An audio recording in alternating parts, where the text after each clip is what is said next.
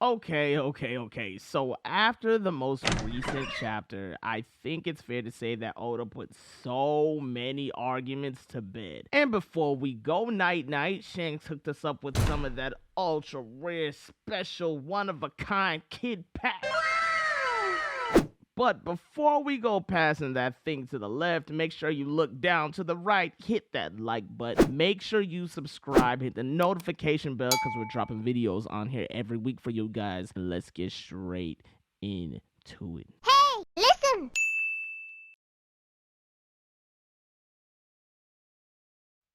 Like I was saying before, Shanks is an absolute mad lad. I mean, look at this. Now it's funny because as soon as I made my chapter review, quick shameless plug, my chapter review link is in the description. Make sure you go check that out. I actually had people in the comments. Oh yeah, make sure you get in the comment section too.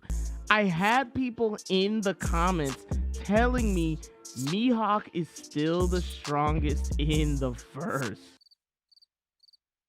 I know, right? I'm not gonna lie, guys. I believe that Oda did this on purpose. Oda is telling us that Shanks is in a tier by himself. Now, the Shanks versus Mihawk argument has been an argument for the ages, right? Ever since it's been mentioned that the two of them used to duel, it's been a Zoro versus Sanji level split in the community.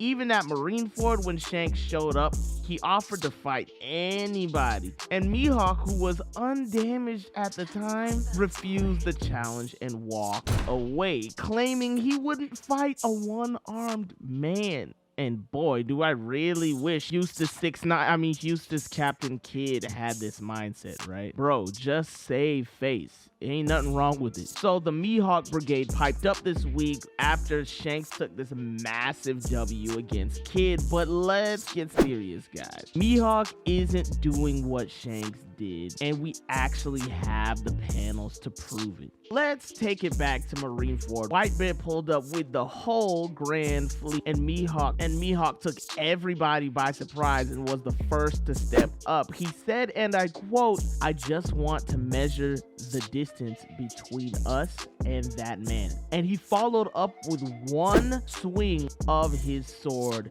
Yoru, to send a sword blast, a Getsuga Tensho, if you would, or maybe even his own version of divine departure, right? And he sent this at Whitebeard. There's only one problem. This was considerably less divine and more of a departure from the power scale that Shanks is on. First of all, yes, the attack did cut down a bunch of fodder and make a path directly to the Moby Dick, but Diamond Jozu did what Killer was attempting to do and jumped in the way to block and repel Mihawk's attack without sustaining any damage. The attack didn't even reach Whitebeard. It didn't even get past third in command. And this is what's supposed to happen when you're a Yonko. When you've achieved this level of power, your commanders can step in without you even saying anything and block attacks for you. We've seen Zoro do this twice. Once in Thriller Bark when he took Luffy's pain, and the other more recent time in Wano when he took a combination attack from not one but two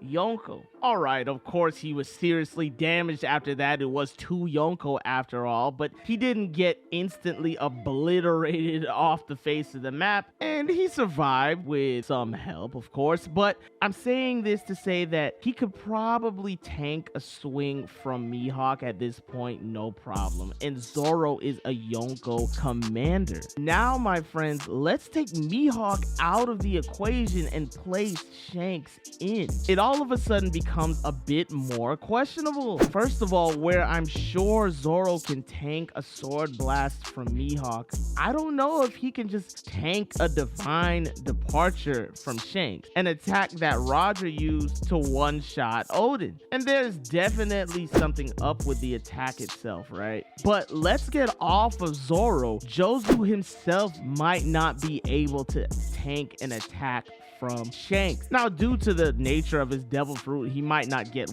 one shot like Kid, but he's definitely taking damage, a lot of damage. Maybe he loses another arm or something. We know Shanks loves those. Another thing that kind of blows this argument out of the water is that Kid's 3 billion berry bounty meant absolutely nothing. So let's break this down. Of course, after Wano, Kid was awarded a 3 billion berry bounty for his role in defeating Big Mom and fighting Kaido, even though we all saw who carried the fight.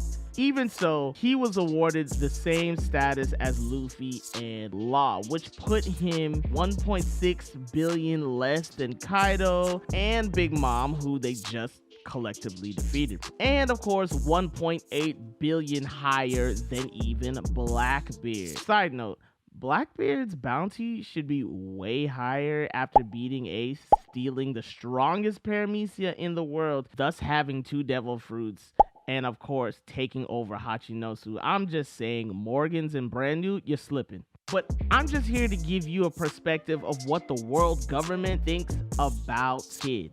The bounty is where the world government values Kid to be, and that is above most people in the verse. And none of that mattered. He got beat in one attack. This is just something that most people in the One Piece world are not doing. And I know people are gonna say bounties don't mean anything. Yeah, but they do when you have one of the highest bounties recorded in the history of the One Piece world. And for you to get speed blitzed and taken out with one swing of the sword means that either Kid wasn't worth the 3 bill, which could be the case, or it means that Shanks is just in a category by himself, and I'm leaning towards the latter. Now, this is a Shanks video. We talked about Mihawks, we talked about Eustace Captain Kid. Let's talk about Shanks for a second. This man has the best future sight we've ever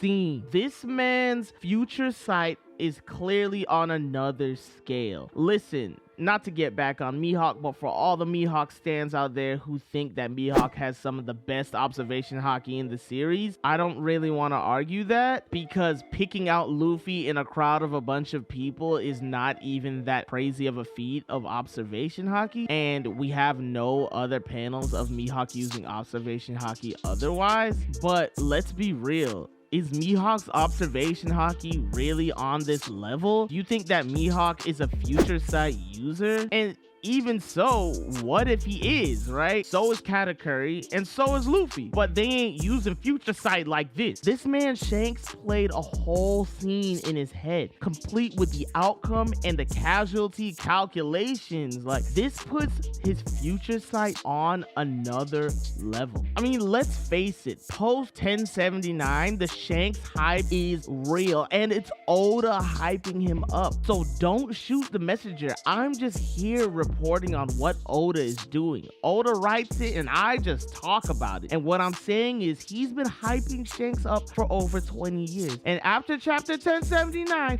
we have to start looking at Shanks hype a little bit differently. When Shanks pulls up to Marineford, he had to deal with Kaido first. Did he just make a deal with Kaido? Or did he do something much worse that made Kaido think twice? It's crazy to think, but maybe Shanks punked Kaido. It was recently revealed in 1079 that when Shanks pulled up at the end of Wano, it wasn't to give Marco a ride. Oh no, he was actually there because he wanted smoke with Blackbeard, which is crazy considering how strong Blackbeard is and has become over the last years. But he's keeping tabs on Blackbeard's whereabouts because he wants to fight, and Blackbeard is running. He said it clearly at Marineford he wasn't ready, and he clearly ain't ready now. Shanks said in the last chapter that he thought Blackbeard would show up in Wano, and he was right to think that. I thought it was a great opportunity for Blackbeard or someone from the Blackbeard crew to go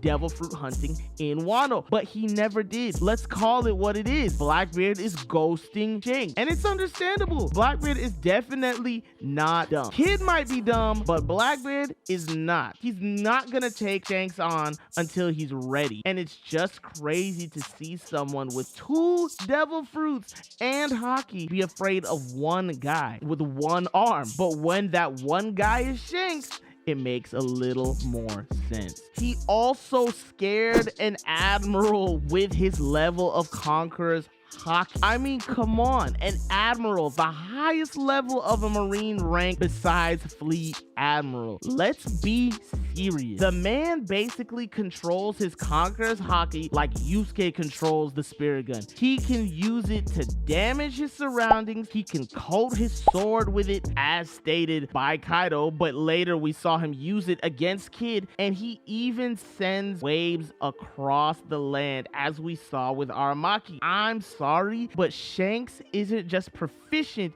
with Conqueror's hockey, he's innovative with it.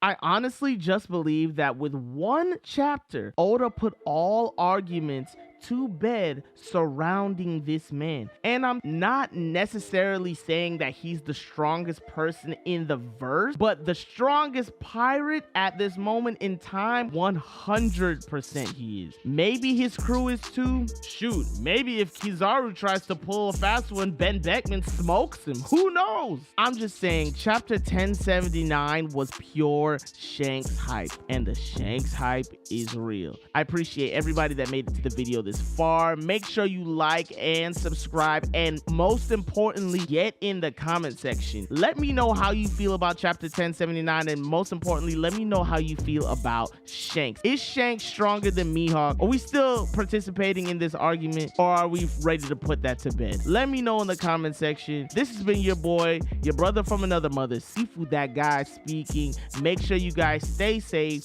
stay healthy, and I will catch you guys next time. Peace.